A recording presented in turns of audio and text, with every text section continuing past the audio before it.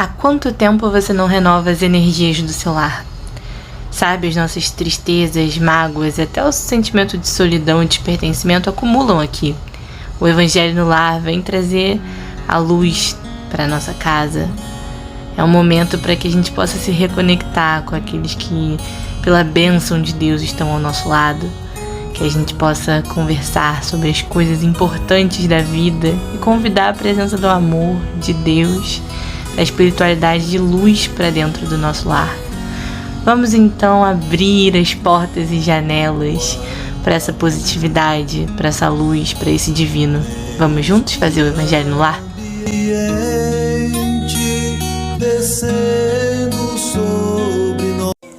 Olá, amigos. Vamos para mais um Evangelho no Lar.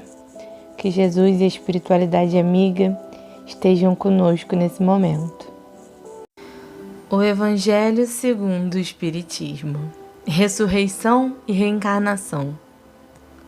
Ora, entre os fariseus havia um homem chamado Nicodemos, senador dos judeus, que veio à noite encontrar Jesus e lhe disse: Mestre, sabemos que vieste da parte de Deus para nos instruir como um doutor, pois ninguém pode fazer os milagres que tu fazes se Deus não estiver contigo.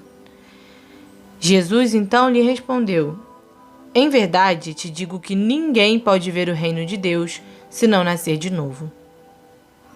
Mas como pode um homem que já está velho renascer? Pode ele entrar no seio de sua mãe para nascer uma segunda vez? Quis saber Nicodemos. E Jesus então lhe explicou: Em verdade te digo que, se um homem não renascer da água e do Espírito, não poderá entrar no reino de Deus. O que nasceu da carne é carne, e o que nasceu do Espírito é Espírito. Não te admires por eu te haver dito que é preciso nascer de novo. O Espírito sopra onde quer. Ouves a sua voz, mas não sabes de onde vem nem para onde vai. Assim é com todo homem que nasceu do Espírito. Nicodemos lhe perguntou: Como isso pode acontecer? E Jesus lhe respondeu: És mestre em Israel e ignora essas coisas? Em verdade, te digo que nós só falamos do que sabemos e só damos testemunho do que vimos. E, no entanto, tu não aceitas nosso testemunho. Mas, se não acreditas quando te falo das coisas da terra, como acreditarias se eu te falasse das coisas do céu? A ideia de que João Batista era Elias e de que os profetas podiam reencarnar na Terra é encontrada em muitas passagens dos Evangelhos. Se essa crença fosse um erro, Jesus não teria deixado de combatê-la, como combateu tantas outras. Mas, ao contrário, ele a sanciona com toda a autoridade e a utiliza como princípio e como condição necessária, quando diz: Ninguém pode ver o reino de Deus se não nascer de novo. E insiste ao acrescentar: Não te admires por eu te haver dito que é preciso nascer de novo. As palavras "se um homem não renascer da água e do Espírito" foram interpretadas com o sentido de regeneração pela água do batismo.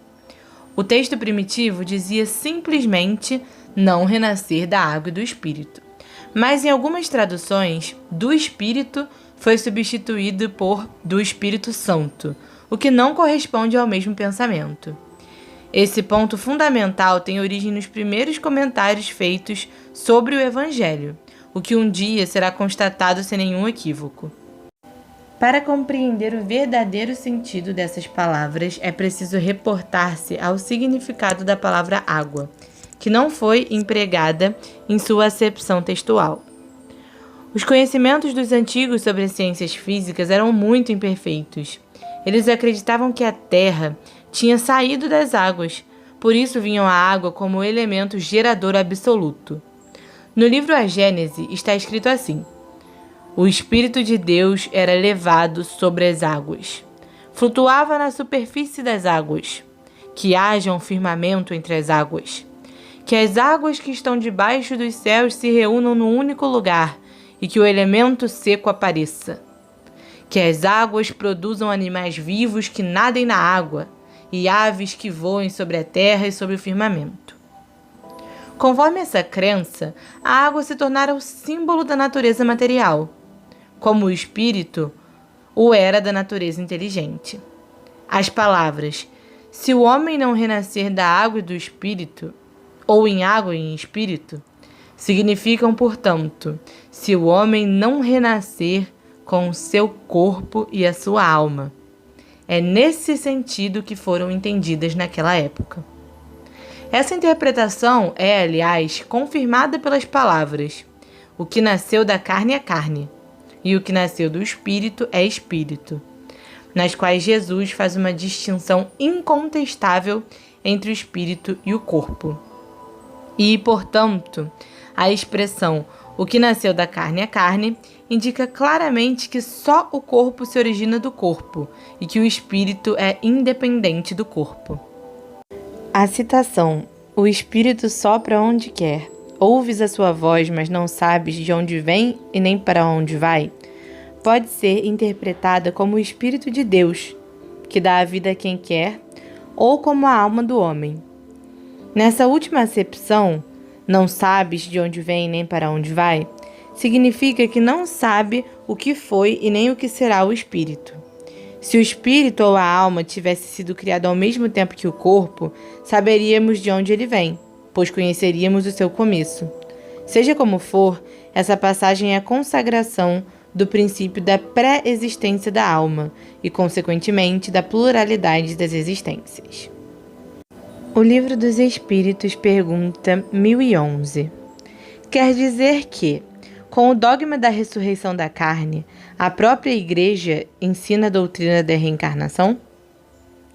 É evidente. Essa doutrina, aliás, é consequência de muitas coisas que passaram despercebidas e que não tardarão a ser compreendidas nesse sentido. Em breve se reconhecerá que a cada passo o Espiritismo se destaca no próprio texto das Escrituras Sagradas. Portanto, os espíritos não vêm subverter a religião, como afirmam alguns. Ao contrário, vêm confirmá-la, sancioná-la com provas irrefutáveis. Mas são chegados aos tempos de não mais empregar a linguagem figurada. Por isso, eles se expressam sem alegorias e dão às coisas um sentido claro e preciso, que não possa ficar exposto a qualquer falsa interpretação. Eis porque, daqui a algum tempo, tereis pessoas as mais sinceramente religiosas e crentes do que tendes hoje. Então, amigos, toda essa passagem vem falar pra gente que Jesus, quando encarnou na Terra, já falava sobre a reencarnação. Muitas pessoas dizem que o Espiritismo vem ser contra o que disse Jesus, porque na Bíblia não fala sobre reencarnação. Mas se enganam essas pessoas. Porque, na verdade, é falado sim, como a gente viu aqui, só que através de metáforas, porque essa era a forma mais adequada para a evolução do ser humano na época.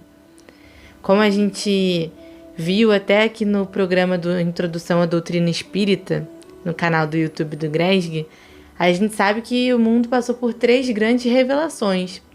As leis de Moisés, o amor, trazido por Jesus, e o Espiritismo.